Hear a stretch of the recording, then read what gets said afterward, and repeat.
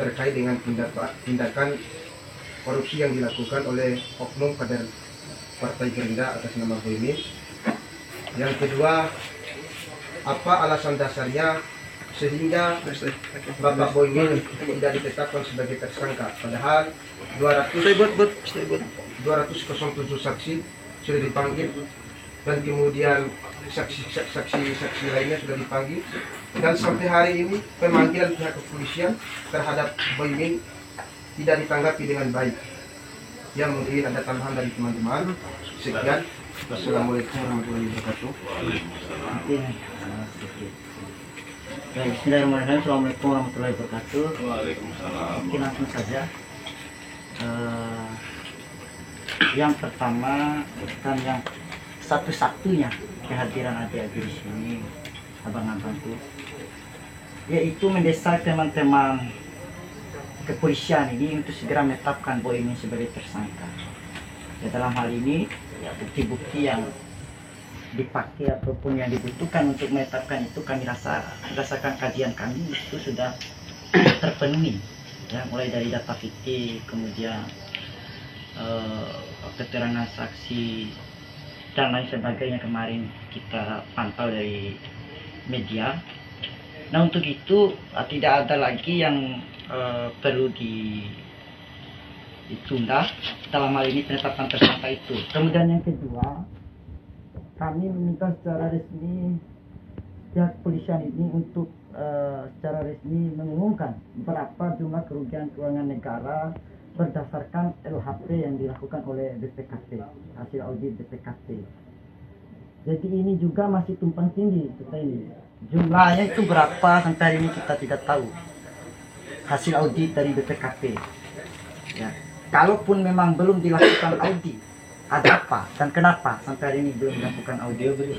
Ya, mungkin itu saja poin penting dari kami. Kemudian penegasan kami dalam beberapa waktu ke depan kami akan pergi ke Jakarta, itu bertemu langsung dengan DPP Partai Gerindra. Kemudian kalau misalnya di sini juga belum jelas penanganan ini, kita akan bertandang ke Mabes Polri.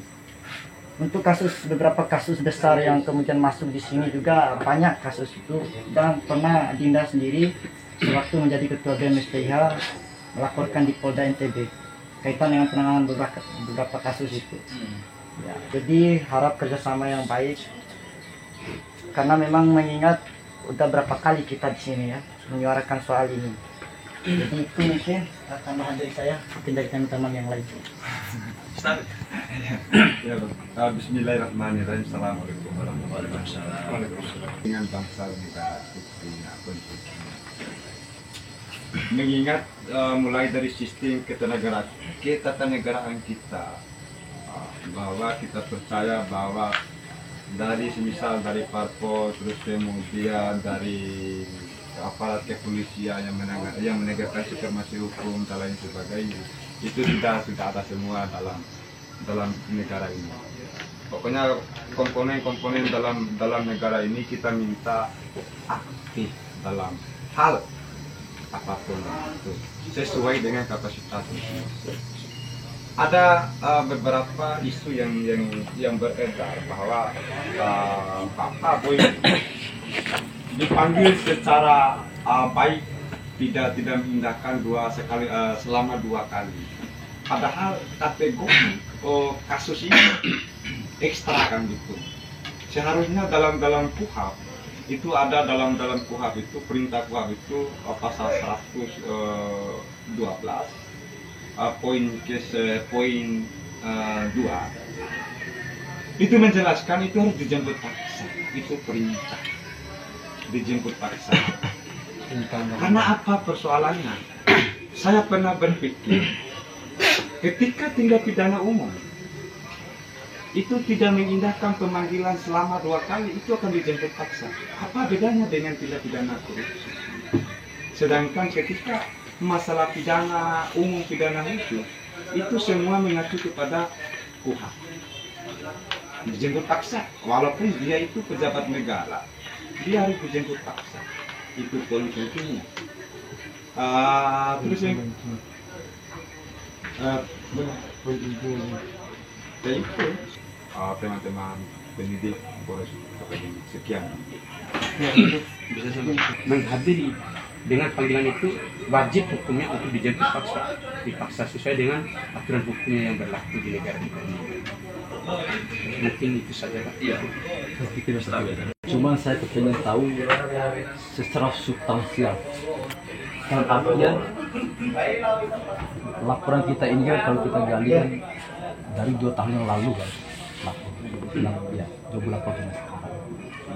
Kira-kira yang memperlambatkan proses hukum yang diduga sebagai tindak pidana korupsi, di mana sih letak keterlambatannya?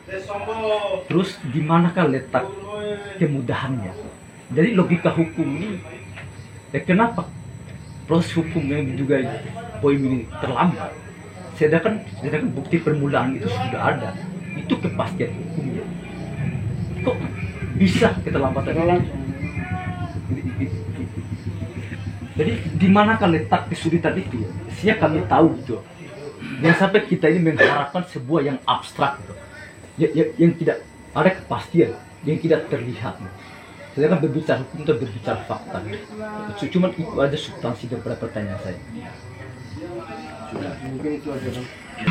Pertama, saya sangat hormat, sangat menghargai dari rekan-rekan atas kepedulian terhadap kasus yang kami tangani di sini, masalah dugaan tindak pidana korupsi. Karena untuk pengawasan tidak mungkin kami sendiri mampu para penegak hukum terkait masalah tindak pidana korupsi. Yang kedua, sebelum saya jawab ini, saya minta kepada kita semua sebagai umat beragama sama-sama meningkatkan ibadah, kita berdoa kepada Tuhan supaya virus corona COVID-19 ini cepat berlalu. Saya mohon maaf karena keterbatasan ruangan, jadi physical distancing nggak bisa kita taati. Jadi kita ini tidak menjaga jarak, tapi insya Allah kita ada pakai masker Pak ya. Semoga aja kita semua terhindar dari masalah corona. Ya selanjutnya saya sampaikan, saya tanggapi dulu masalah yang memperlambat apa, yang memudahkan apa gitu ya. Kalau yang memudahkan, kalau masalah tindak pidana korupsi, karena yang kita periksa banyak, tidak sedikit seperti pidana umum. Kalau yang kita periksa, yang kita undang semuanya hadir, pasti cepat, pasti mudah. Tapi yang kita undang ini ada yang sampai 3 kali baru hadir, bahkan saya dengan anggota saya sudah 12 kali turun naik ke Wira. Tujuannya sebenarnya untuk mempercepat proses, ya kan? Dan yang tadi 207 saksi dia, saya jelaskan yang sudah kami ambil keterangan sampai dengan sekarang ini 287. Ya, ini pun belum semuanya, dan ini tidak bisa sampel karena apa? Hasil koordinasi kami dengan BPKP, warga belajar itu harus diperiksa secara keseluruhan, tidak bisa sampel kan gitu. Sekalipun yang kita ambil keterangan ini berdasarkan nama-nama yang kami dapat, baik dari SPJ-nya BKPM maupun dari Dinas Dikpora, sehingga dari 287 itu masih ada kekurangan lebih kurang 25 orang yang sampai sekarang belum kami ambil keterangan. Tapi warga belajar paling tidak sudah 95% kita ambil keterangan semua warga belajar. Terus kemudian kenapa Boymin dipanggil 2 kali tidak hadir, sedangkan di KUHAP itu jelas diatur manakala sudah proses penyidikan dipanggil 2 kali bisa diupaya paksa. Ya. Kami sampai dengan sekarang belum pernah memanggil Boymin dalam proses penyidikan. Kalau dalam proses penyelidikan benar sudah kami panggil bersama pengurus lembaga. Faktanya memang belum hadir, tapi kita belum punya kekuatan upaya paksa karena masih dalam proses penyelidikan. Makanya rekan-rekan jangan salah tafsir, jangan sampai miskomunikasi, misinformasi. Dalam proses penyelidikan benar kami undang saudara Boymin dan pengurus lembaga untuk hadir di sini memberikan keterangan. Tapi dalam proses penyidikan kami belum pernah panggil. Kenapa ini lama proses penyelidikannya? Seperti yang saya sampaikan tadi, yang kami harus periksa itu kurang lebih 300 lebih orang yang harus kami ambil keterangan. Bahkan kami sudah 12 kali turun naik ke Wera. Dan kami baru tingkatkan ke penyidikan itu bulan Desember kemarin. Baru kami tingkatkan statusnya dari penyelidikan ke penyidikan. Saya harapkan, saya sampaikan kepada semua teman-teman saya, baik itu aktivis, baik itu LSM, maupun teman-teman media dan masyarakat secara umum, untuk selalu mengawasi saya, mengawal saya dan anggota saya dalam melakukan penegakan hukum atas proses-proses hukum yang kami lakukan. Karena begini, kami juga manusia biasa. Manakala kami ada melenceng, tolong ditegur, ingetin kami. Bang, abang sudah di luar rel tuh. Insya Allah, saya akan terima dengan senang hati. Terus yang selanjutnya, kenapa belum diaudit? Mekanisme audit itu memang ada dua. Audit investigasi dengan audit PKN. Audit investigasi dalam proses penyelidikan. Kalau PKN, audit kerugian keuangan negara, itu dalam proses penyidikan. Memang ini dua-duanya belum kami lakukan. Kenapa kami dalam proses penyelidikan belum melakukan audit investigasi? Karena hemat kami dalam kasus ini, kami menduga sudah ada potensi kerugian keuangan negara. Nah, kami maunya nanti langsung kita minta audit PKN dalam proses penyidikan. Saya harap rekan-rekan bisa sabar menunggu sambil mengawal, mengawasi berjalannya kasus ini. Terus kemudian jumlah kerugian yang belum ada.